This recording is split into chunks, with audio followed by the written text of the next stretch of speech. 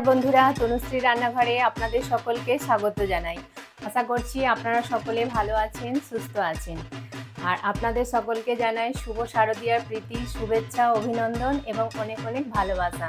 পুজো তো সামনে চলেই এসছে, আর পুজো মানেই হচ্ছে প্রচুর আনন্দ, ঘোরা আর হই হুল্লোড় করা। আর হচ্ছে পুজোতে মাকে অঞ্জলি দেওয়া, আর হচ্ছে প্রচুর প্রচুর খাওয়া দাওয়া। পুজো মানেই হচ্ছে খাওয়া দাওয়া। তো আজকে আমি চলে এসেছি অষ্টমী স্পেশাল একটা একদম নিরামিষ থালি নিয়ে।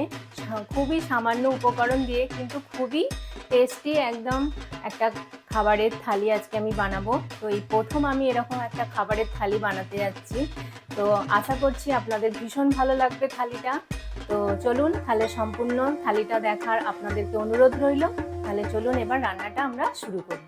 এই যে আমি থালিটা বানাবো তার জন্য প্রথমেই আমাদের কাজটা হচ্ছে আমি প্রথমেই ময়দাটা মেখে নেব। তো ময়দাটা মাখার জন্য আমি দেখুন এখানে ময়দা নিয়ে নিয়েছি। এবার এতে পরিমাণ মতো লবণ দিয়ে দিচ্ছি, আর দিয়ে দেব 4 চামচ মতো রিফাইন তেল। এবার এইটাকে দিয়ে ভালো করে আমি ময়দার সাথে মেখে নেব। এইভাবে দেওয়া হয়ে গেছে, আমি এবার অল্প অল্প জল দেব আর এটাকে ভালোভাবে মেখে নেব। একবারে জল দেব না, অল্প অল্প করে দেব। এটা দেখুন একদম রেডি হয়ে গেছে আমার। এবার এতে আমি একটু সাদা তেল লাগিয়ে নেব। ভালো করে একটু সাদা তেল লাগিয়ে এইভাবে মাখিয়ে আমি এটাকে এখন 1 ঘন্টা রেস্টে রেখে দেব। বাকি রান্নাগুলো ততক্ষণ আমি এবার শুরু করব। বন্ধুরা, প্রথমে আমি ছোলার ডালটা বানিয়ে নেব। তো ছোলার ডালটা বানানোর জন্য আমি আগে থাকতে ছোলার ডালটাকে সেদ্ধ করে নিয়েছি। দেখুন মানে একদম পুরো গলে গেলেও হবে না, আবার একটু শক্ত শক্ত থাকবে, এরকম আমি ডালটা সেদ্ধ করে নিয়েছি। তো এবার আমি ছোলার ডালটা এবার বানাবো। আমি কড়াই সর্ষের তেল গরম হওয়ার জন্য দিয়ে দিয়েছি। তো তেলটা আমার দেখুন ভালোভাবে গরম হয়ে গেছে। এবার আমি ফোড়ন দেব। ফোড়নের জন্য একটা তেজপাতা দিচ্ছি, 2টো শুকনো লঙ্কাকে ফাটিয়ে দিচ্ছি, একটু জিরে দেব, আর দেব একটু হিং। ছোলার ডালে হিংয়ের ফ্লেভারটা কিন্তু খুব ভালো লাগে। তো হিং দিয়ে দিলাম, দিয়ে এবার এটাকে একটু কয়েক সেকেন্ড ভেজে নেব। ভাবে ভাজা হয়ে গেছে। এবার আমি একটা আদা, জিরে আর কাঁচা লঙ্কার পেস্ট বানিয়ে রেখেছিলাম, সেটা দিয়ে দিলাম। দিয়ে ভালো করে তেলের সাথে আমি এটাকে ভেজে নেব। ভালোভাবে ভাজা হয়ে গেছে। আমি এবার হলুদ গুঁড়ো দিয়ে দিলাম, লঙ্কা গুঁড়ো দিয়ে দিচ্ছি, লবণ দিয়ে দিচ্ছি স্বাদ অনুযায়ী। আর যেহেতু ছোলার ডাল একটু মিষ্টি মিষ্টি খেতে ভালো লাগে, সেজন্য আমি 1 চামচ চিনি দিয়ে দিচ্ছি। এবার এটাকে দিয়ে ভালো করে আমি মিশিয়ে নিচ্ছি। ভালোভাবে কষা হয়ে গেছে, আমি এবার ডালটা দিয়ে দিচ্ছি। ডালটা আমি কিন্তু প্লেন জল দিয়ে সেদ্ধ করেছিলাম, কোনো নুন হলুদ কিছুই দিইনি। আর আমি 7টা সিটি দিয়ে নিয়েছিলাম। এবার ডালটাকে আমি ভালো করে একটু ফুটিয়ে নেব। রেডি হয়ে গেছে, আমি গ্যাসটা অফ করে দিচ্ছি। দিয়ে আমি একটু গরম মশলা দিয়ে দিলাম, আর লাস্টে একটু ঘি দিয়ে দেবো। ঘি গরম মশলা দিলে টেস্টটা কিন্তু খুব সুন্দর হয়। আমি খুব চেষ্টা করলাম যে একদম খুব অল্প উপকরণ দিয়ে বানানোর। এই সময় আপনারা এই ছোলার ডালের মধ্যে নারকেলকেও ভেজে দিতে পারেন, আমি কিন্তু দিইনি, আমার কাছে এখন ছিল না, সেই জন্য আপনারা চাইলে নারকেলকে ভেজেও দিতে পারেন। তো আমার ডাল কমপ্লিট। এবার আমি আলুর দম বানাবো।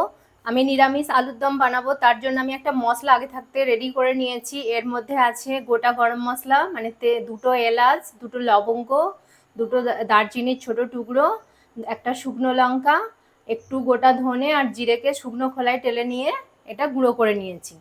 এই মশলাটাই এই আলুর দমের মেন উপকরণ। আর একটা হচ্ছে আমি পেস্ট বানিয়ে নিয়েছি, সেটা হচ্ছে টমেটো, কাঁচা লঙ্কা, আদা আর জিরেকে আমি একসঙ্গে পেস্ট বানিয়ে নিয়েছি। যেহেতু সময়টা আমাদের কম, অনেকগুলো উপকরণ বানাতে হবে, সেই জন্য আমি আগে থাকতে এটা রেডি করে নিয়েছি। তো এবার আমি গ্যাস জ্বালিয়ে নিচ্ছি, নিয়ে এবার আলুটা আমি ভাজবো। এটা বানানোর জন্য আমি দেখুন কড়াইয়ে তেল গরম হবার জন্য দিয়ে দিয়েছি, আর আলুতে লবণ আর হলুদ মাখিয়ে নিয়েছি। এবার এগুলোকে কড়াই দিয়ে দিচ্ছি, দিয়ে ভালো করে লাল লাল করে আমি এগুলো ভেজে নেব। ভালোভাবে ভাজা হয়ে গেছে, এবার আমি আলুগুলো তুলে নিচ্ছি। আলুগুলো আমার সব ভালোভাবে ভাজা হয়ে গেছে। এবার আমি ওই তেলেতেই একটা তেজপাতা, একটা শুকনো লঙ্কা আর একটু জিরে ফোড়ন দিয়ে দিলাম। ফোড়নটাকে একটু কয়েক সেকেন্ড ভেজে নেব। ভাজা হয়ে গেছে, এবার যে পেস্টটা আমি টমেটোর বানিয়ে রেখেছিলাম সেটা আবার দিয়ে দিচ্ছি। দিয়ে ভালো করে কিন্তু এটা আমি একটু কষিয়ে নেব। ভালোভাবে কষানো হয়ে গেছে, তেলও ছেড়ে দিয়েছে। এবার আমি এতে কিছু গুঁড়ো মশলা দিয়ে দিচ্ছি। প্রথমে দেব অল্প একটু হলুদ গুঁড়ো, কাশ্মীরি লঙ্কার গুঁড়ো, সামান্য একটু লাল লঙ্কার গুঁড়ো, আর দেব স্বাদ অনুযায়ী লবণ, আর দিয়ে দেব অল্প একটু চিনি। এবার এটাকে আমি ভালো করে কষিয়ে নেব মশলাটাকে। কষানো হয়ে গেছে, এবার আমি আলুগুলো দিয়ে দিচ্ছি। আলুগুলো দিয়ে মশলার সাথে ভালো করে কষিয়ে নেব একটু। সাথে কষানো হয়ে গেছে, আমি এবার এতে জল দিয়ে দিচ্ছি।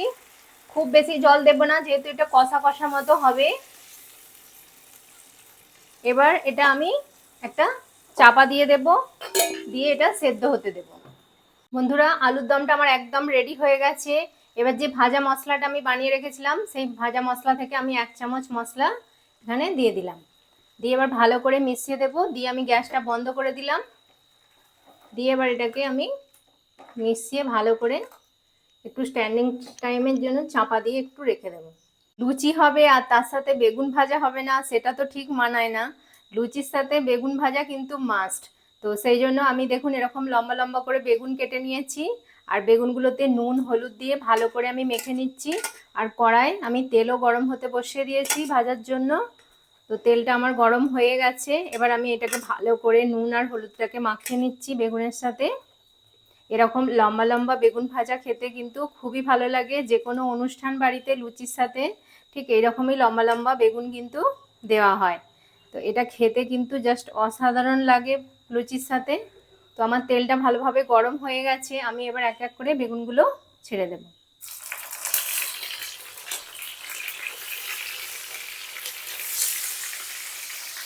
এবার ভালো করে আমি এগুলোকে ভেজে নেব। আমার ভাজা হয়ে গেছে, কত সুন্দর আমি লাল লাল করে বেগুনগুলো ভেজে নিয়েছি। লুচিগুলো ভাজবো, তো সেই জন্য আমি লেচি কেটে নিয়েছি, নিয়ে আবার বেলেও নিয়েছি দেখুন। এবার আমি ভাজবো। তেল আমি সাদা তেল গরম হওয়ার জন্য কড়াই বসিয়ে দিয়ে ভাজবো। তো এবার আমি লুচিগুলো তেলে ছেড়ে দিচ্ছি। ভালোভাবে কিন্তু তেলটা গরম করে নিতে হবে, তবেই কিন্তু লুচিগুলো ভালো ফুলবে। দেখুন কত সুন্দর ফুলকো ফুলকো লুচি, একদম গরম গরম। এইভাবে একটু চেপে চেপে ধরতে হবে, তাহলে কি হবে, এটা ভালোভাবে ফুলে যাবে। ফুলেছে।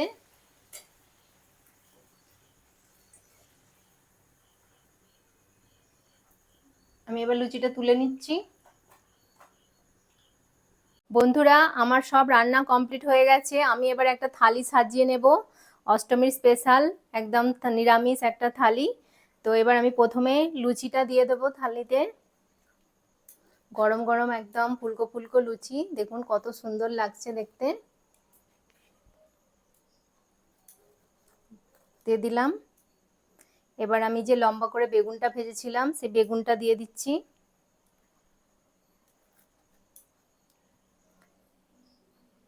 এবার দিয়ে দিচ্ছি আলুর দমটা, ছোলার ডাল, সিমুয়ের পায়েসটা দিয়ে দিলাম। এই সিমুয়ের পায়েসের রেসিপিটা আমি আর দেখালাম না, কারণ আমার ভিডিও চ্যানেলে আগে থেকেই দেওয়া আছে, আপনারা চাইলে দেখে নিতে পারবেন। এবার দিয়ে দিলাম চাটনি, আর শেষ পাতে মিষ্টি। মিষ্টি ছাড়া তো কোনো মানে আমাদের কমপ্লিটই হয় না, তো মিষ্টিটা অবশ্যই দিতে হবে। তো দিয়ে দিলাম। দেখুন কত সুন্দর লাগছে আমাদের এই থালি। আপনাদের কেমন লাগছে প্লিজ কমেন্ট করে জানাবেন। আমি প্রথমবার এরকম একটা থালি মানে করলাম। আশা করছি যদি কোনো ভুল হয়ে থাকে তাহলে একটু ক্ষমা মার্জনা করে দেবেন। আর যদি ভালো লাগে প্লিজ ভিডিওটি শেয়ার করবেন বন্ধু বান্ধবদের মধ্যে। আর একবার আপনারাও এইভাবে অষ্টমীতে এরকম থালি বানিয়ে আপনার প্রিয়জনদেরকে খাওয়াবেন, সবাই কিন্তু খুবই প্রশংসা করবে। আর আজকে আমি একদম খুব সহজ পদ্ধতিতেই বানিয়েছি, বেশি কিছু ইনগ্রিডিয়েন্টস আমি ইউজ করিনি। যেগুলো আমাদের হাতের কাছে সবসময় থাকে সেই উপকরণগুলো দিয়েই আমি বানানোর চেষ্টা করেছি, যাতে সবার কিন্তু খুব সুবিধা হয়। তো আশা করছি আপনাদেরও ভীষণ ভালো লেগেছে এই থালি। আর যদি ভালো লেগে থাকে তাহলে তনুশ্রী রান্নাঘর চ্যানেলটিকে অবশ্যই সাবস্ক্রাইব করে দেবেন, আর পাশে থাকা বেল আইকনটি প্রেস করে দেবেন যাতে সহজেই আমার নতুন নতুন রান্নার ভিডিওর নোটিফিকেশান সহজেই পেয়ে যান। আর আপনার বন্ধুবান্ধবদের মধ্যে এটি প্লিজ শেয়ার করে দেবেন। একটু আমার পাশে থাকবেন, সাথে থাকবেন, আর আমাকে একটু মোটিভেট করবেন, আমাকে কমেন্ট করবেন অবশ্যই। তাহলে কি হয়, রান্নার প্রতি আমার একটা উৎসাহ জাগে, আর আপনাদেরকে ভালো ভালো তাহলে রান্নার রেসিপি উপহার দিতে পারবো। ততক্ষণ তাহলে আপনারা ভালো থাকবেন, সুস্থ থাকবেন। আপনাদের সাথে দেখা হবে আবার একটি নতুন রান্নার ভিডিওতে। নমস্কার, টাটা।